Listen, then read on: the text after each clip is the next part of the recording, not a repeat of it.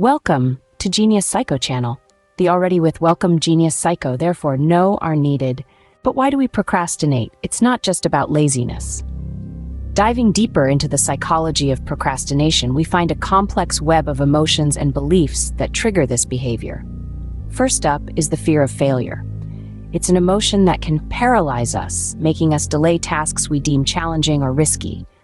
We unconsciously choose to procrastinate to avoid the possibility of failure. It's a protective mechanism, but it hinders our progress and potential for success.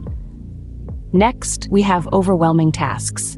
When a task feels too big or complicated, it's easy to put it off. It's like standing at the bottom of Mount Everest, looking up and thinking, there's no way I can climb that.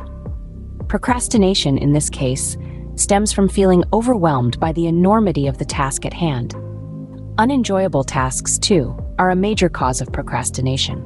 Let's face it, if you don't find a task appealing or enjoyable, you're more likely to push it to the back of your to-do list.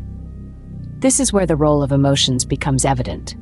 We are more likely to avoid tasks that trigger negative emotions and instead seek out activities that make us feel good. Finally, there's perfectionism. The desire to do things perfectly or not at all can lead to procrastination. This all-or-nothing mindset can prevent us from even starting a task, as the fear of not meeting our high standards outweighs our desire to complete the task. So procrastination isn't just about being lazy or lacking willpower. It's a complex blend of emotions, perceptions, and beliefs that influence our behavior. Recognizing these triggers is crucial, as it allows us to understand why we procrastinate and how we can overcome it. Understanding the why behind procrastination is half the battle. By acknowledging these psychological factors, we can start to untangle the web of procrastination, take control of our tasks, and step towards success. One way to overcome procrastination is by breaking tasks down. Now, this might sound simple, and that's because it is, but don't let the simplicity fool you. This approach is incredibly effective. Imagine you're standing at the foot of a mountain. The peak seems so far away, so high, that it feels impossible to reach. That's how we often view our tasks, as mountains to be conquered. And the idea of climbing that mountain can be overwhelming, paralyzing even. This is where procrastination creeps in. But what if you could transform that mountain into a series of small hills? Suddenly, the journey doesn't seem as daunting, does it? That's the power of breaking down tasks. It's about shifting your perspective, making the task feel less daunting, more manageable. Instead of one giant leap, you're taking a series of small steps. Each step is a victory in itself, a mini goal achieved. And with each step, you're not just moving closer to your goal, you're building momentum. You're building confidence.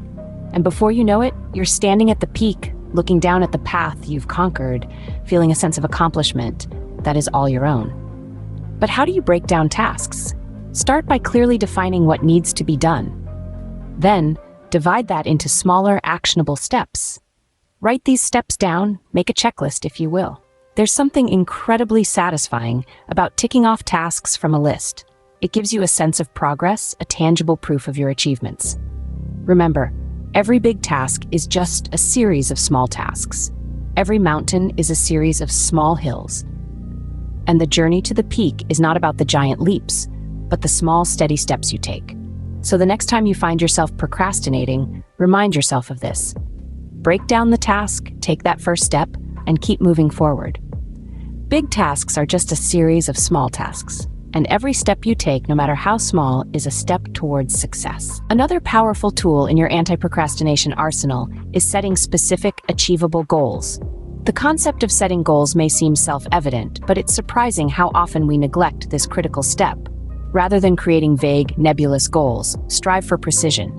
Make your objectives specific, measurable, achievable, relevant, and time-bound, or SMART for short. Let's unpack these components. A specific goal is one that is clearly defined, leaving no room for ambiguity. Instead of saying, I want to be more productive, you might say, I want to finish my report by the end of the week. Next, measurable. A goal should have a clear metric of success. How will you know when you've achieved your goal? In our earlier example, finishing the report serves as a measurable indicator. Achievable is all about setting realistic expectations. There's no point in setting a goal that's beyond your capabilities. It's better to be pragmatic and set a goal that challenges you, but doesn't set you up for failure. Relevance is about ensuring your goal aligns with your broader objectives and values. If you're aiming to enhance your productivity, a goal centered around finishing a report is indeed relevant. Finally, time-bound. Every goal needs a deadline. Deadlines create a sense of urgency, which can drive motivation and productivity. Without a deadline, goals can drift into the realm of someday, which often translates to never. This brings us to the role of self-imposed deadlines. Many of us are familiar with the adrenaline rush of a looming deadline. But why wait for an externally imposed deadline when you can create your own? Self-imposed deadlines can be an effective way to maintain momentum on a project and keep procrastination at bay. Remember, the act of setting a goal is not a one-time event. It's a dynamic process that requires regular review and adjustment. So, set your SMART goals, impose your deadlines, and watch your productivity flourish. Remember, a goal without a timeline is just a wish. Being kind to yourself is crucial in the fight against procrastination. It's a phrase we've all heard, but do we really understand its importance? Let's delve into why self-compassion and self-care are vital tools in overcoming procrastination.